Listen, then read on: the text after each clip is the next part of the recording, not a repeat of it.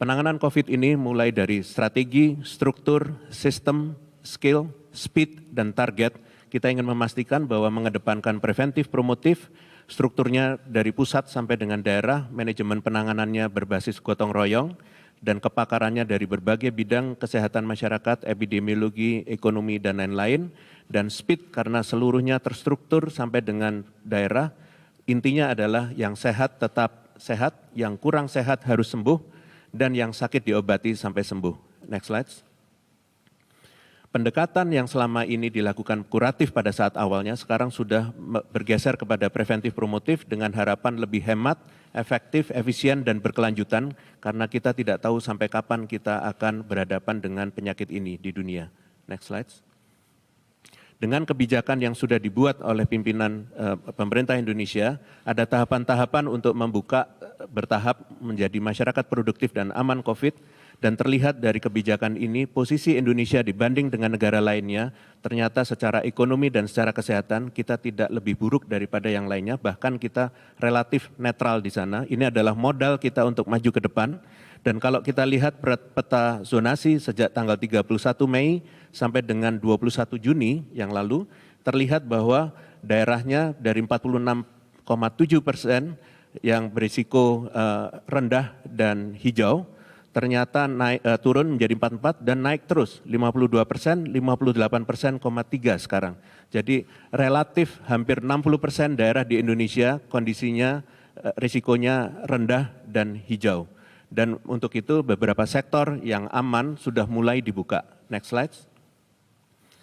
Peningkatan pelaporan jumlah rumah sakit meningkat drastis dalam waktu 3 bulan dari 250 menjadi 1.687 rumah sakit, datanya terkumpul menjadi satu, sebaran rumah sakitnya juga makin meningkat menjadi 800 rumah sakit rujukan nasional dan provinsi, semua terhubung datanya dengan surveillance dan laboratorium secara otomatis. Next slide. Kalau dilihat kemampuan laboratorium Indonesia meningkat drastis dari 1 lab rujukan, pada hari ini sudah 220 lab rujukan dengan total sampel pada saat awalnya di bawah 1.000 dan sekarang sudah mendekati 20.000 per hari kemampuan tesnya, dan ini adalah 11 kementerian lembaga yang mengepalai dari lab-lab tersebut di Indonesia. Ini adalah prestasi yang luar biasa kerjasama lintas sektor untuk menjadikan kekuatan Indonesia. Next slide. Kalau kita lihat kemandirian bangsa, kita memiliki hal yang paling lemah adalah waktu awalnya adalah APD, alat pelindung diri untuk mengamankan tenaga kesehatan, dan ternyata dalam waktu singkat akhirnya Indonesia mampu memiliki produk dengan bahan baku dalam negeri, diproduksi di dalam negeri dengan kemampuan yang cukup besar dari seluruh yang ada ini, dan namanya INA United. Ini adalah kebanggaan bangsa Indonesia yang akan melindungi bukan hanya bangsa Indonesia tetapi juga bangsa di dunia sebagai alat diplomasi, dan nantinya akan ada masker. Next slide. Kondisi kedaruratan kesehatan masyarakat harus kita ubah menjadi ketahanan kesehatan masyarakat yang makin meningkat. Untuk itu perilaku dengan disiplin yang baik dan kolektif itu harus tinggi agar protokol kesehatan dijalankan. Dengan demikian kita bisa mengubah posisinya menjadi lebih baik. Next slide. Untuk itu supaya tidak terpapar COVID, kita pastikan perubahan perilaku, ini adalah hal yang kunci, hidupnya harus lebih bersih, disiplin protokol, dan untuk daerah supaya tidak terkapar oleh PHK masyarakatnya, ada suatu proses yang tidak kita lakukan tergesa-gesa atau semena-mena, kita lihat dari kondisi data kesiapan dari setiap daerah. Next slide. Ini adalah proses untuk melakukan pengaktifan kegiatan sosial ekonomi mulai dari prakondisi, timing, prioritas, koordinasi pusat daerah, dan monitoring evaluasi yang dilakukan secara bersama-sama antara pemerintah pusat dan daerah dan berupa konsultatif, dan kita melihat kesiapannya untuk mulai aktivitas sosial ekonomi. Next slide. Apa yang dilakukan selama 3 bulan ternyata bangsa Indonesia mampu untuk memiliki rumah sakit yang lebih banyak dengan rumah sakit darurat di berbagai tempat, reagen yang lebih banyak, kita memiliki ventilator, vaksin, pengembangannya, dan APD overall, dan PCR-nya mobile juga kita memiliki, dan rapid test-nya. Ini adalah tahap inovasi yang sudah mulai komersial di Indonesia. Next slide. Bagian yang penting adalah ternyata daerah-daerah tertentu di Indonesia mampu meredam COVID ini menjadi zona hijau yang dulunya mereka masih zona kuning. 38 daerah ini terutama di Provinsi Aceh ada 5 daerah, Aceh Barat Daya, Pidi, Simulue, Gayo Lues, Bener Meriah. Di Sumatera Utara ada Toba Samosir, Labuan Batu. Kemudian di Provinsi Sumatera Barat ada Kota Padang Panjang, Pariaman, dan Solok. Di Riau ada Indragiri Hulu, Pelalawan, Rokan Hulu, Siak, Kota Dumai, Kampar. Di Jambi ada Bungo Tebo. Di Bengkulu ada Muko-Muko, Seluma. Di Lampung ada Tulang Bawang, Pringsewu, Tulang Bawang Barat. Di Kepulauan Riau ada Karimun. Provinsi Jawa Tengah ada Wonogiri dan Pekalongan. Di DKI Jakarta ada Kepulauan Seribu. NTB ada Kota Bima. Provinsi Sulawesi Tenggara ada Muna Barat. Provinsi Sulawesi Tengah ada Banggai Kepulauan. Sulawesi Selatan ada Kota Palopo. Di Sulawesi Barat ada Mamuju Utara dan Majene. Di Provinsi Maluku ada Pulau Talibu. Di Provinsi Maluku Utara ada Buru Selatan, di Provinsi Papua ada Mambromo Tengah, Provinsi Papua Barat ada Teluk, Wondama, dan Manokwari Selatan. Ini adalah para keberhasilan ASN pimpinan daerah mengamankan masyarakatnya dan bisa menekan kasus-kasus baru dan tidak ada yang meninggal di sini. Ini adalah prestasi yang luar biasa. Next slide. Semua itu bisa dilakukan karena kami sekarang memiliki Bersatu Lawan COVID yang tadi sudah dijelaskan oleh Bapak Presiden sebagai alat navigasi kita untuk bisa mengendalikan daerah mana yang siap untuk memulai aktivitas sosial ekonomi dengan aman dan tetap menjaga keselamatan manusia. Untuk itu selanjutnya mohon izin untuk bisa meminta kepada Dr. Dewi menjelaskan sistem informasi terintegrasi. Terima kasih. Wassalamualaikum warahmatullahi wabarakatuh. Assalamualaikum warahmatullahi wabarakatuh dan salam sejahtera untuk kita semua. Yang kami hormati Bapak Presiden Republik Indonesia, Bapak Presiden Joko Widodo.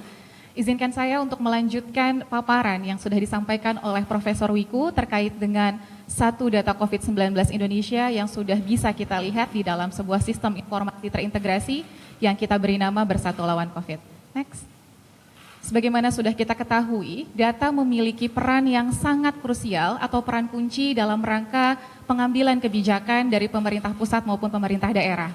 Sebagaimana sudah diarahkan oleh Bapak Presiden Joko Widodo pada pertengahan April 2020, bahwa seluruh data dan informasi terkait dengan COVID-19 harus masuk ke dalam gugus tugas. Next.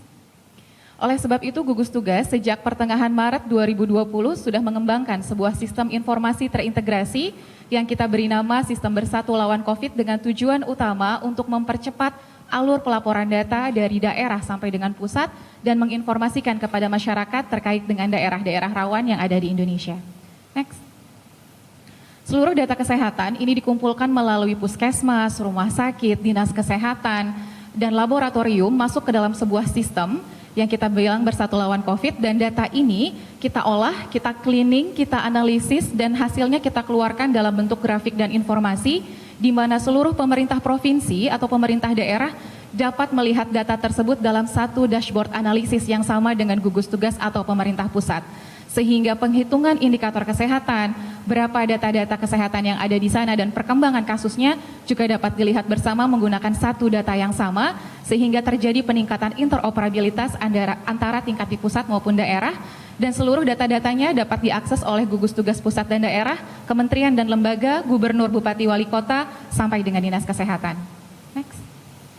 Sampai dengan hari ini, fungsi utama Bersatu Lawan COVID adalah sebuah integrator atau mengintegrasikan semua data, baik data-data kesehatan maupun non-kesehatan. Sampai dengan hari ini kita telah memiliki lebih dari 76.000 data penyelidikan epidemiologi, 245.000 data-data pasien COVID yang terdapat di rumah sakit, 380.000 data-data pemeriksaan laboratorium, begitu juga dengan data logistik, data mobilitas penduduk yang sama-sama bisa kita lihat dalam satu dashboard yang sama.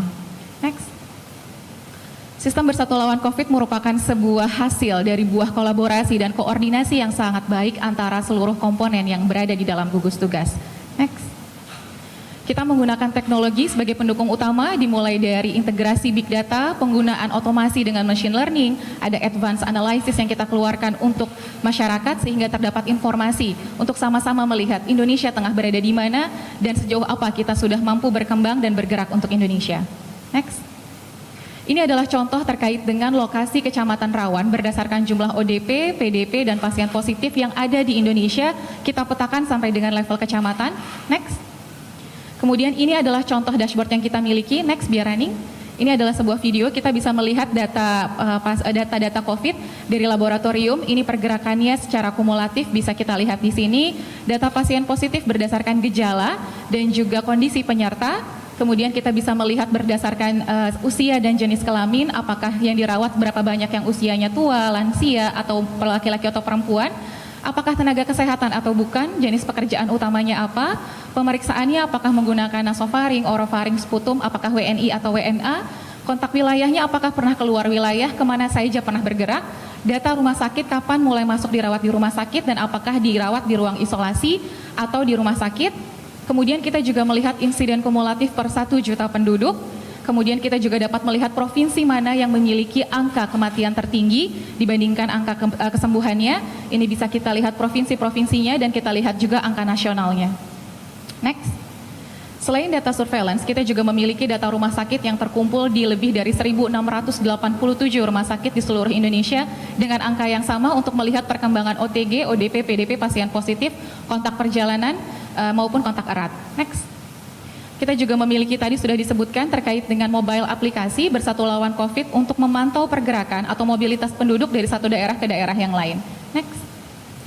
Ini adalah salah satu contoh analisis yang kita keluarkan terkait dengan penambahan jumlah kasus, tapi di sini kita coba lihat terkait dengan positivity rate. Kita ingin melihat laju penularan itu sejauh mana terjadi di Indonesia. Kalau misalnya kita lihat ada grafik yang pertama, ini pada pertengahan Mei, tanggal 11 sampai 17 Mei, terdapat 26.000 orang yang diperiksa dan yang positif adalah 13%. Semua orang kadang sekarang bingung kenapa kita angkanya hariannya bertambah besar. Per pekan kemarin sampai dengan tanggal 21 Juni, dalam satu minggu kita melakukan pemeriksaan 53.000 orang diperiksa. Dari 26.000 pada pertengahan Mei naik menjadi 53.000. Tapi kita lihat positivity rate-nya 13% dan 14%. Artinya apa? Laju penularannya masih sama di Indonesia. Kita tidak bisa bilang bahwa kondisinya memburuk, tidak. Kondisinya sama, tapi dengan testing yang lebih baik, testing yang lebih banyak, kita bisa mengisolasi pasien-pasien yang dapat berpotensi menularkan kepada orang-orang yang kelompok rentan. Sehingga ini adalah bentuk pencapaian yang harus kita pahami bahwa tidak hanya jumlah kasus yang kita lihat, tapi berapa juga jumlah pemeriksaan yang kita lakukan. Kita bisa melihat provinsi dengan jumlah terbanyak kasus maupun peningkatan mingguannya. Di sini pemerintah pusat dapat melihat, dalam waktu 1 minggu dibandingkan dengan pekan sebelumnya, provinsi mana yang mengalami peningkatan kasus lebih tinggi. Contohnya adalah Kalimantan Tengah naik 97% dari 90 menjadi 178. Dashboardnya sama, kita bisa melihat provinsi mana dengan kenaikan kasus, sehingga ada alert yang bisa kita sampaikan kepada pemerintah daerah. Next. Ini adalah angka kematian. Kita melihat kematian bukan hanya berdasarkan jumlah, tapi juga harus berdasarkan jumlah positif yang ditemukan pada lokasi tersebut maupun berdasarkan jumlah penduduk. Karena kalau dari jumlah penduduk, DKI Jakarta untuk provinsi menempati peringkat pertama, yang kedua adalah Kalimantan Selatan, ketiga Jawa Timur, 4 Sulawesi Selatan, dan yang kelima adalah Banten. Next. Untuk membuat analisis yang jauh lebih detail, kita akan melihat di level kabupaten kota. Kita bisa melihat kota mana dengan jumlah penduduknya, apakah kasus tersebut tinggi di daerahnya. Untuk peringkat pertama adalah Jakarta Pusat, tapi yang kedua adalah Kota Jayapura. Kita harus memperhatikan jumlah penduduk sebagai bagian yang harus kita hitung untuk melihat tingkat laju penularan dalam masyarakat. Ketiga Surabaya, 4 Banjarmasin, 5 Kota Mataram. Tapi jangan lupa juga untuk ada daerah-daerah yang sudah terdampak, namun ternyata kasusnya rendah. Contohnya paling pertama adalah Kabupaten Tegal, Blora, Lebak, Aceh Utara, dan Rokan Hulu adalah 5 kabupaten dengan insiden kasus terendah meskipun sudah terdampak. Untuk angka kematian kita juga akan lihat berdasarkan jumlah per 100.000 penduduk. Kita bisa lihat yang pertama adalah Kota Surabaya, kedua Banjarmasin, ketiga Manado, 4 Jakarta Pusat, dan yang kelima adalah Kota Makassar.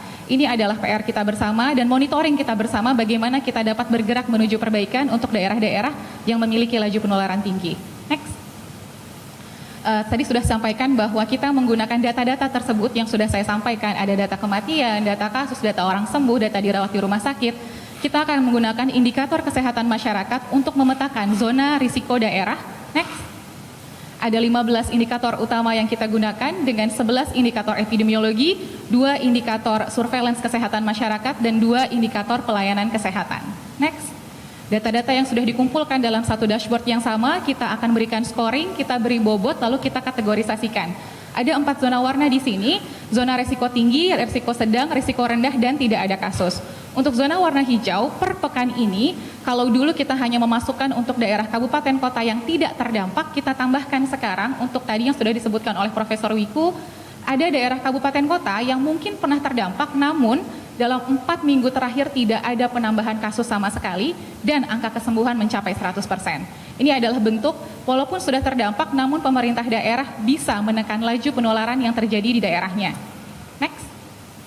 Ini adalah update per tanggal 21 Juni 2020 di mana terdapat 112 kabupaten kota tidak terdampak atau tidak ada kasus baru, 188 kabupaten kota dengan risiko rendah, 157 kabupaten kota dengan risiko sedang, dan 57 kabupaten kota dengan risiko tinggi. Next. Jika kita lihat perjalanannya, ini mulai dari per akhir Mei sampai dengan per tanggal 21 Juni, kita bisa memonitor perkembangan kabupaten kota.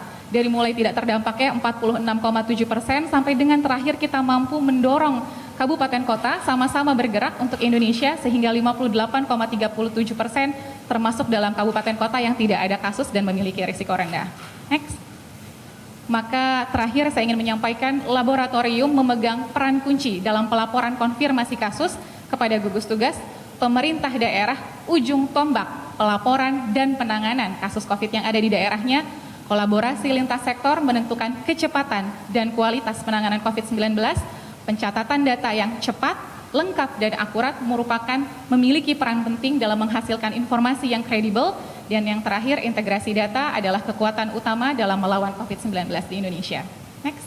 Terakhir saya ingin menyampaikan, Indonesia adalah bangsa yang besar dan berjaya, dengan gotong royong, kekompakan, solidaritas antar masyarakatnya sebagai modal utama. Bersama kita saling menjaga, bersatu kita bisa. Sekian dari saya, wassalamualaikum warahmatullahi wabarakatuh.